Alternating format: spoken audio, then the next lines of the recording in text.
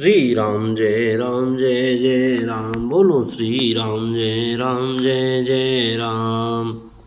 आइए श्री रामचरितमानस सुंदरकांड चल रहा है, आगे की ओर बढ़ते हैं। फिर रावण ने अक्षय कुमार को भेजा, वह असंख्य श्रेष्ठ योद्धाओं को साथ लेकर चला।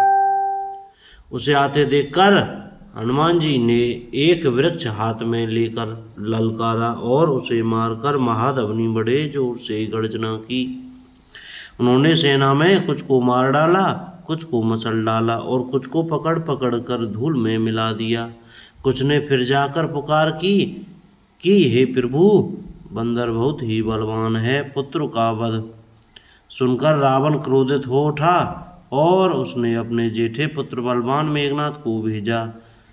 उससे कहा कि ये पुत्र मारना नहीं, उसे बांध लाना, उस बंदर को देखा जाए कि कहाँ का है। इंद्र को जीतने वाला अतुलनीय योद्धा मेघनाथ चला, भाई का मारा जाना सुन उसे क्रोध हो आया। हनुमान जी ने देखा कि अब की भयानक योद्धा आया है, तब वे कटकटा कर गरजे और दौड़े। उन्होंने एक बहुत बड़ा वृक्ष उखाड़ लिया और उसके प्रहार से लंकेश्वर रावण के पुत्र मेघनाथ को बिना रथ का कर दिया। रथ को तोड़कर उसे नीचे पटक दिया। उसके साथ जो बड़े बड़े योद्धा थे उनको पकड़ पकड़ कर हनुमान जी अपने शरीर से मसलने लगे। उन सबको मारकर फिर मेघनाथ से लड़ने लगे। लड़ते हुए वे ऐसे मालूम होते थे मानो दो गजराज श्रेष्ठ हाथी भिड़ गए हों। हनुमान जी उसे एक घूंसा मारकर वृक्ष पर जा चढ़े। उसको क्षणभर के लिए मूर्छा आ गई।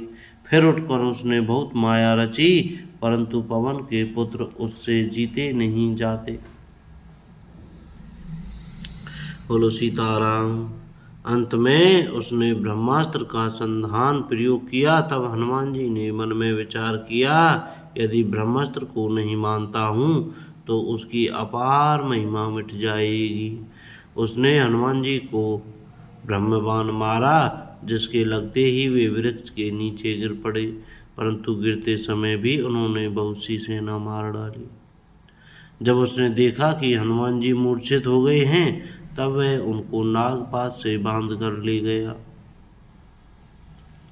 शिव जी कहते हैं, हे भवानी सुनो, जिनका नाम जप कर ज्ञानी विवेकी मनुष्य संसार जन्म मरण के बंधन को काट डालते हैं, उनका दूत कभी बंधन में आ सकता है। किंतु प्रभु के कार्य के लिए हनुमान जी ने स्वयं अपने को बंधा लिया। बंदर का बांधा जाना सुनकर राक्षस दौड़े और कौतुक के लिए, तमाशा देखने के लिए सब सभा में आए। हनुमान जी ने जाकर रावण की सभा देखी। उसकी अत्यंत प्रभुता ऐश्वर्य कुछ कहीं नहीं जाती। देवता और दिक्पाल हाथ जोड़े बड़ी नम्रता के साथ भयभीत हुए रावण की भौं ताक रहे हैं, उसका रुख देख रहे हैं। उसका ऐसा प्रताप देखकर भी हनुमान जी के मन में जरा भी डर नहीं हुआ। वे ऐसे निशंक खड़े रहे जैसे सर्पों के समूह में गरुड़ निशंक निर्भय रहते हैं। हनुमान जी को देखकर रावण दुर्वचन कहता हुआ खूब हंसा। फिर पुत्र वध का स्मरण किया तो उसके हृदय में विषाद उत्पन्न हो गया। बोलो सीताराम। लंकापति रावण ने कहा, रे वानर, तू कौन है? किसके बल पर तूने वन को उजाड़ कर नष्ट कर डाला? क्या तूने कभी मुझे मेरा नाम और यश कानों से नहीं सुना? रे सठ, मैं तुझे अत्यंत निशंक देख रहा हूँ। तूने किस अपराध से राक्षसों को मारा? रे मूर्ख, बता, क्या तुझे प्राण जाने का भय नहीं है? हनुमान जी ने कहा, हे रावण सुन, जिनका बल पाकर माया संपूर्ण ब्रह्मांडों के समूहों की रचना करती है,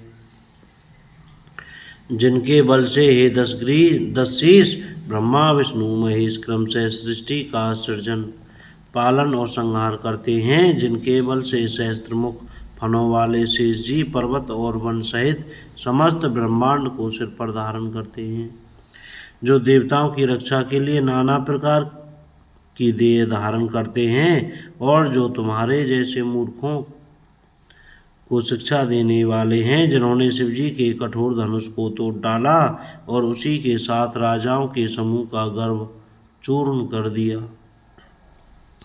जिन्होंने खरदूषण, त्रिशरा और बाली को मार डाला, जो सबके सब अतुलनीय बलवान थे, जिनके लेश मात्र बल से तुमने समस्त चराचर जगत को जीत लिया, जिनकी प्रिय पत्नी को तुम चोरी से हर लाए हो, मैं उन्हीं का दूत हूँ। मैं तुम्हारी प्रभुता को खूब जानता हूँ। सहस्त्रबाहु से तुम्हारी लड़ाई हुई थी और बाली से युद्ध करके तुमने यश प्राप्त किया था। हनुमान जी के मार्मिक वचन सुनकर रावण ने हंसकर बात टाल दी। बोलो सीताराम। कोई गलती हो गई हो तो माफ करें, क्षमा करें। जय सिया राम।